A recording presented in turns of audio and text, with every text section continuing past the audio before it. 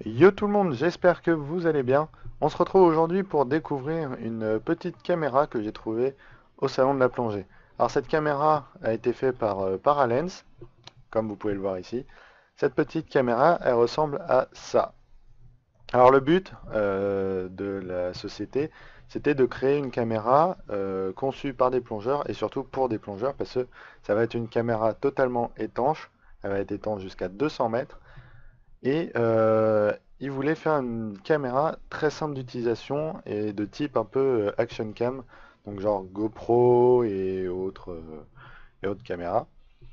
Et du coup, plutôt bien réussi. Alors cette version est sortie il y a un petit moment, en 2017, début 2017. Ils en ont fait une nouvelle qu'on verra juste après, qui est en fait la même. Donc cette caméra déjà a des spécificités vachement bien. Elle est possible pardon, elle a une ouverture enfin, elle a un assez grand angle. Elle se recharge en USB type C, donc très facile et rapide pour le chargement et le déplacement des fichiers de la carte mémoire vers le PC. Elle fait 3 cm de diamètre et une dizaine de centimètres de long. Très important, c'est qu'elle peut filmer en 4K 30 images par seconde et en Full HD à 100 images par seconde. Alors je sais pas si c'est un vrai 4K ou si c'est juste de la Full HD. C'est pas spécifié, mais en tout cas, voilà. En tout cas, elle fait de la très bonne qualité. Donc étant jusqu'à 200 mètres, on a vu, on peut voir qu'elle est facilement défaisable. Très simple d'utilisation, comme vous avez pu voir, en fait, c'est une bague ici que vous tournez en fonction de ce que vous voulez. Donc en gros, vous avez le mode donc on-off, donc à l'arrêt ici, le mode vidéo, photo et je sais plus quoi d'autre. Là, il y a l'étoile, je sais pas ce que ça veut dire. Donc cette caméra, déjà, elle a quelques spécificités qui vaut le prix qu'on verra après. Donc dans un premier temps, elle a une stabilisation électronique et elle corrige les couleurs en fonction de la profondeur. Donc vous pouvez savoir, enfin vous devez le savoir normalement, et si vous n'êtes pas plongeur, je vous le dis, plus on descend, plus les couleurs disparaissent. Donc ça va du rouge jusqu'au bleu. Donc les premières à disparaître, c'est le rouge. Et la dernière qui reste, généralement, c'est du bleu, un bleu vert, etc. Donc c'est pour ça que toutes les images qu'on peut retrouver de GoPro sont très très très bleutées. Et voilà. Et donc là, on peut voir sur cette vidéo que, eh bien, il compare ça à une GoPro 4 Silver. Et on voit tout de suite que la Paralens corrige énormément les couleurs. En fait, elle doit enlever du bleu, je pense, et sûrement rajouter un petit peu de couleur. Je sais pas trop comment c'est fait. Et voilà. Après, à vous de voir si c'est convaincant. Moi, j'ai un peu de mal. J'avoue que je suis pas mal habitué à ce genre d'image maintenant, vu que j'ai une GoPro 3 Silver. Donc c'est un peu ce genre d'image que j'ai. Maintenant, je sais pas, c'est peut-être un peu. Je suis pas hyper fan de ça. J'ai l'impression que c'est trop synthétique en fait. Donc voilà. Et évidemment, il y a une, euh, une application Android à iOS. Donc là, il disait qu'elle buguait, mais on verra après qu'ils l'ont corrigé et qu'il n'y a plus spécialement de bugs.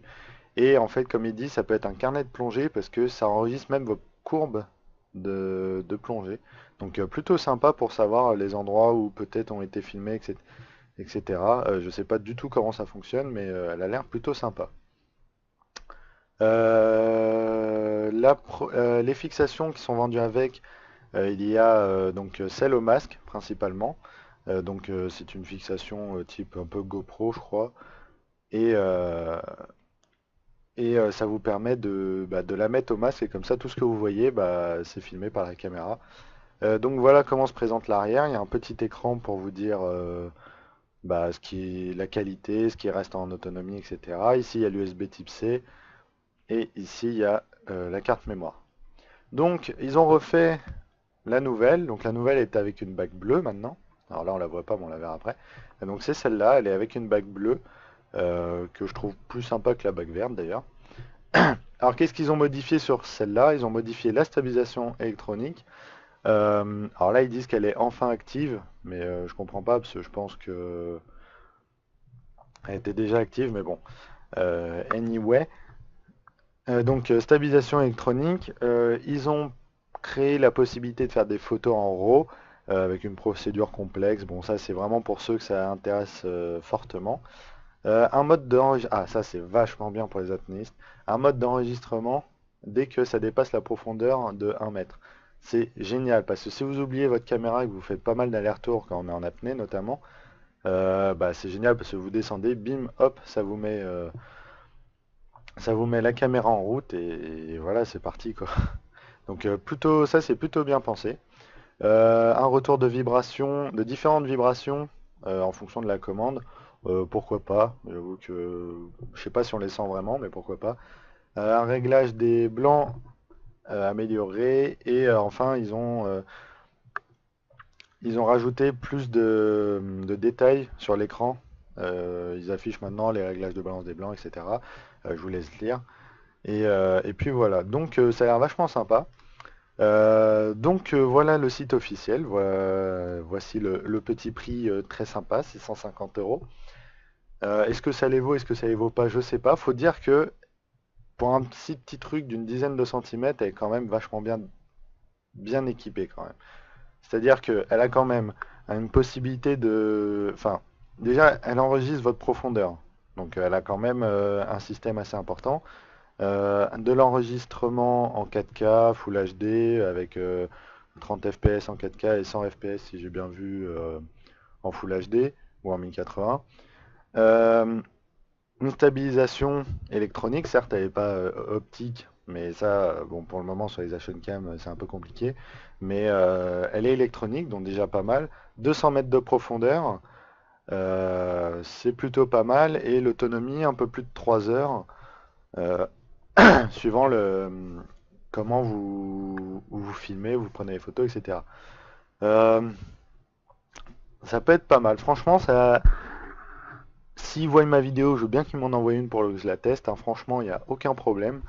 Euh, ça peut être la remplaçante de la GoPro. Bon, la GoPro, le problème, c'est que elle est déjà. Enfin, le problème, c'est pas le problème, c'est que justement, elle est moins chère.